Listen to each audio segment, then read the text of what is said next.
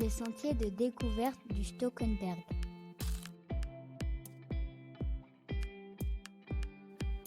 Arbre de vie.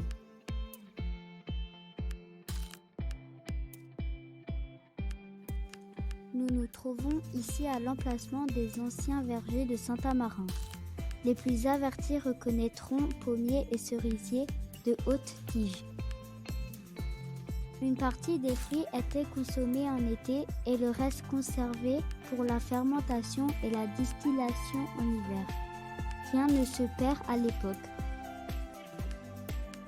La distillation est un procédé qui permet de produire le schnapps. Le fameux petit verre à schnapps se remplissait parfois autrefois avant même la première tartine. La teneur en alcool du schnapps d'origine fermière était de 50 à 55 degrés. Ça décape. Avec les anciens, on découvre la distillation de cerises, prunes, poires, quetch, mirabelle, alisier, sureau, framboise, gentiane, bourgeon de sapin et églantine. Jusqu'en 1959, tout producteur de fruits propriétaire d'arbres fruitiers pouvait distiller le jus de ses fruits à volonté en étant exonéré de toute taxe sur les alcools.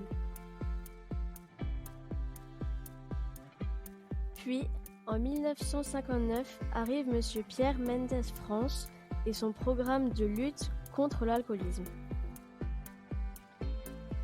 Dorénavant, les producteurs auront droit à 20 litres d'eau de vie à 50 degrés par client. Au-delà, la production sera taxée. Il faut dire que dans les campagnes, le schnapps était bien présent lors de tous les événements exceptionnels. Mariage, anniversaire ou décès. Mais aussi lors d'événements moins exceptionnels comme le passage du facteur, du docteur ou encore du curé. On y avait même recours en cas de carie, problème de gencive, entorse, angine, insomnie ou contusion.